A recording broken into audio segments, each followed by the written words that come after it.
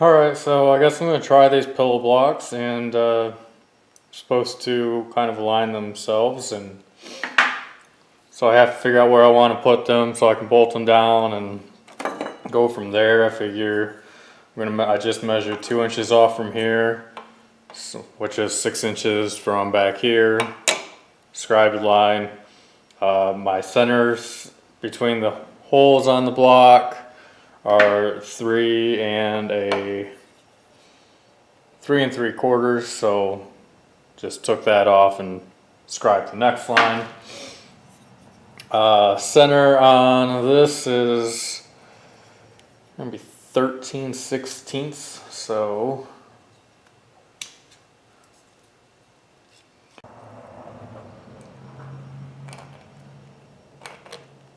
I'm just using the scribe that came with this old combination square that I got from my dad. Actually, I really think when I first got this, I asked him about it. He's like, well, I never use it, blah, blah, blah. And then I was like, hey, did you even know about this scribe? And he's like, no. So he never used it, needless to say. So I'm going to go ahead and get my other block and measure those points as well.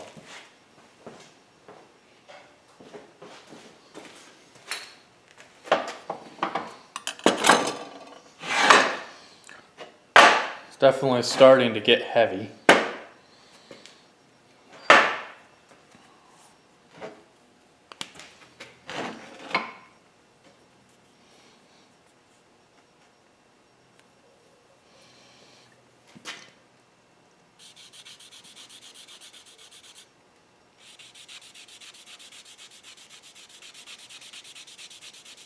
Since I don't have any of the nice fancy machinist stuff, I just use Sharpie and it works.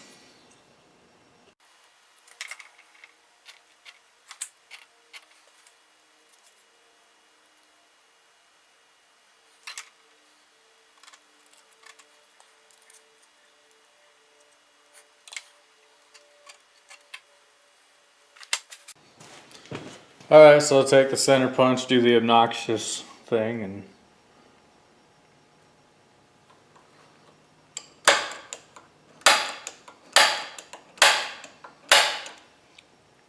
you know, when the metal's this heavy, it's not nearly as obnoxious.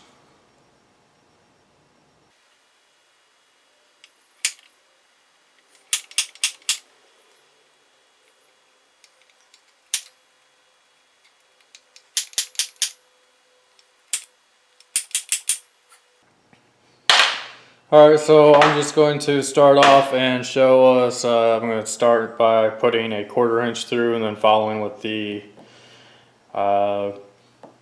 this is going to actually be drilled and tapped for a 1/2 13, so I will show that process on this, and then, yeah, see these 1/2 inch bolts, plenty of engagement. I was actually looking for a 1/2 by 1, but you know, limited selection at Home Depot. So, alright, let's go ahead and take this over to the drill press.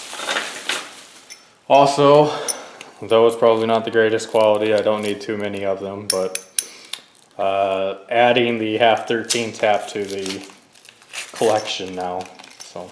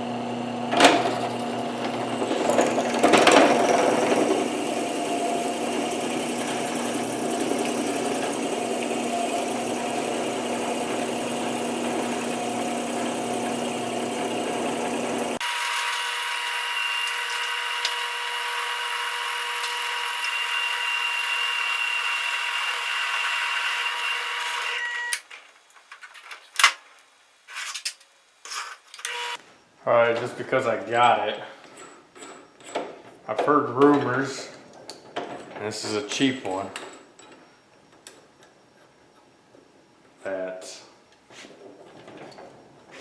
chamfering your holes help you start your tap a lot better. So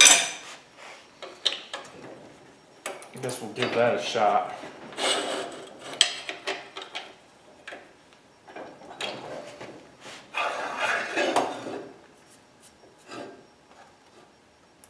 And there's my horribly chamfered hole ready for tapping. So let's go try that.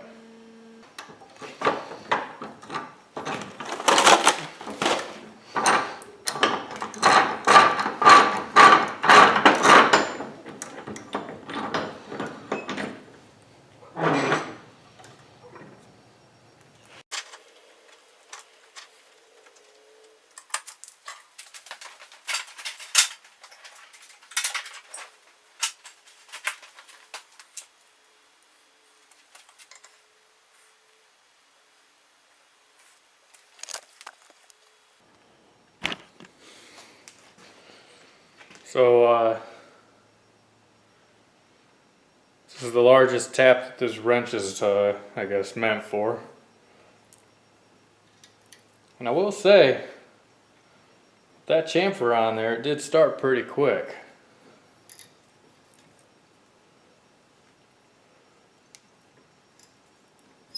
I just really hope not to break a tap. Because A, I don't have too much of this to mess around with, the square stock, and then B,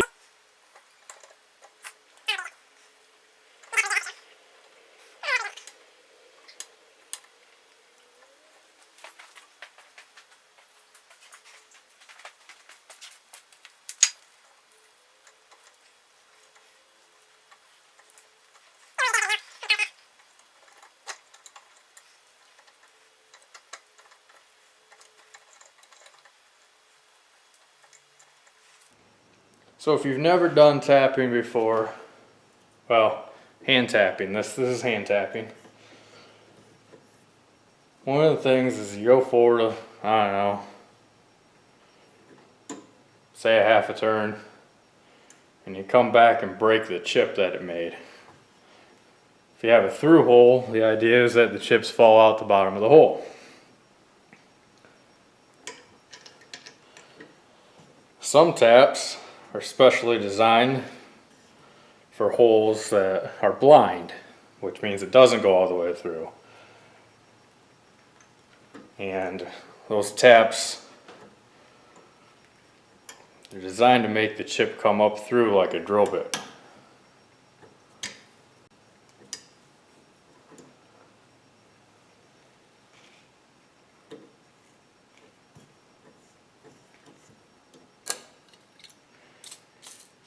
They also make lubricants that are designed for it, not the crappy lubricant that I use.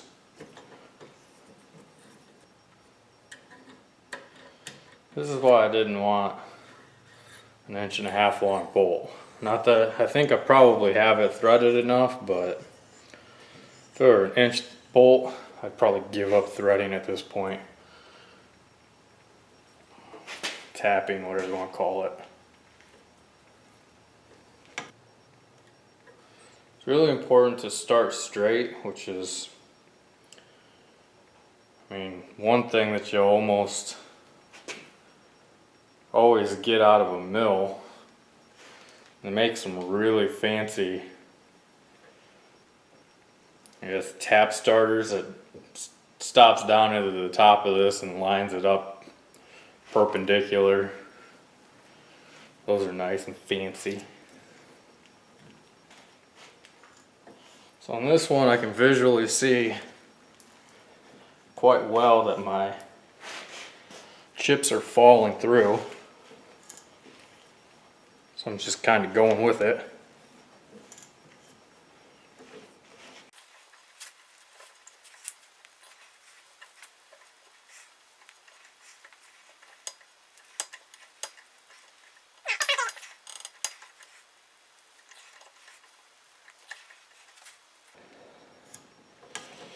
And again, I'd say that's deep enough. I just gotta get it out.